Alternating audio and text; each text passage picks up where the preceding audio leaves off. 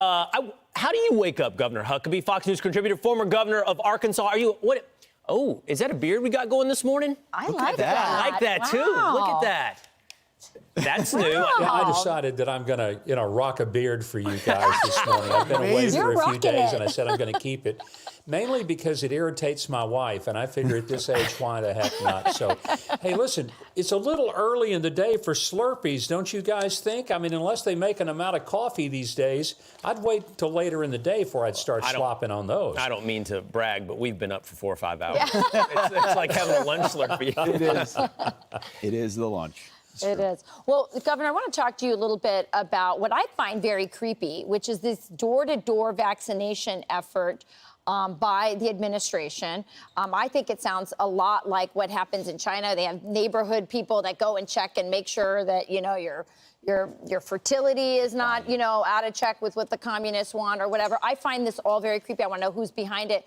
In addition, Dr. Leana Wen, she's a CNN medical analyst. She was recently on CNN. Here's what she had to say about the vaccines. What we really need to do at this point is to make vaccination the easy choice. It needs to be hard for people to remain unvaccinated. Right now, it's kind of the opposite. It's fine. I mean, it's easy if you're unvaccinated. You can do everything you want to do anyway. But at some point, these mandates by workplaces, by schools, I think it will be important to say, hey, you can opt out. But if you want to opt out, you have to sign these forms. You have to get twice weekly testing. Basically, we need to make getting vaccinated the easy choice. So she wants to make it hard for people who don't want to be vaccinated for whatever the reason, make it hard on their lives. What do you think about that? It's amazing to me that she actually said that and thought that it was okay that the government would make it even harder on people who've had a pretty tough year, almost a year and a half, 2 years going on now with COVID. But I'm going to tell you something. If somebody from the government shows up at my door asking me a bunch of personal medical questions, they better bring flowers, candy, and a box of Popeye's chicken. We're going to have some going on the front porch.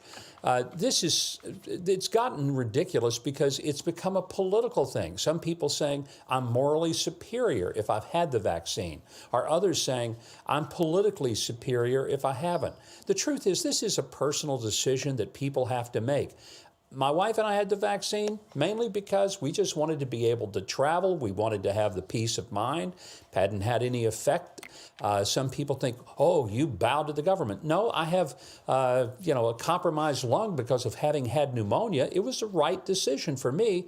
But if somebody doesn't want to get the vaccine, here's my attitude.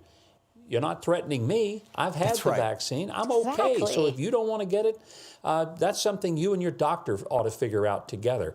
But this stuff about you're going to come to my house and ask me personal questions, I think it violates HIPAA. Frankly, it's getting out of control. And this stuff about if a person doesn't get a vaccine, they're being called morons or belligerent. Maybe they just don't want to. Maybe their doctors have said, you probably shouldn't. I don't know. It's really none of my stinking business why somebody doesn't. Yeah. Maybe they already had COVID. Yeah. No, you're right. The left lost They had the antibodies. They lost their visual virtue signal, which was the mask. And now they're running around. You can't see if someone got the shot or not, and that really bugs them. So now they gotta defend going door to door and shame you for it. But we got to get your take on another topic as well. The vice president did an interview with BET, and when it was asked about voter ID, something that overwhelmingly Americans support, the idea that you protect the ballot box by making sure it's one person, one vote. Well, she had a new argument as to why we shouldn't do voter ID. Take a listen to this, Governor. People have to prove who they are, but not in a way that makes it almost impossible for them to prove who they are. It's nearly impossible, Governor. Out here in rural America where I live, oh, heck, we've never seen a cement pond even, much less a photocopier.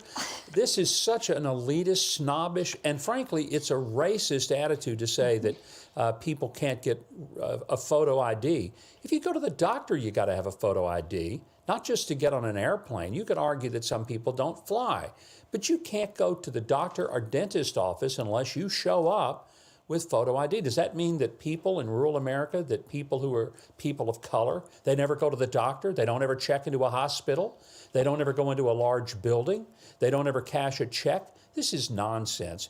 It's simply a matter of protecting the integrity of the vote, making it harder to cheat, not harder to vote. Shouldn't be a problem, but it is for Democrats who want, obviously, to figure out a way to keep cheating. Well, it won't carry as much weight as the vote of your wife, but if you're keeping a ledger, mark me down as a fan of the beard, okay? Yeah, me too. Yeah. Yeah, I'm a fan. I like it too.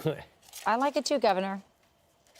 I'm 3-0 right now. This is good. This Not is good. bad. I think you're 3-1 right now. That's what it sounded like. He might be 3-1, but one with veto power. All right, Governor, always great to have you on the show. Yeah. Thank you. Appreciate it.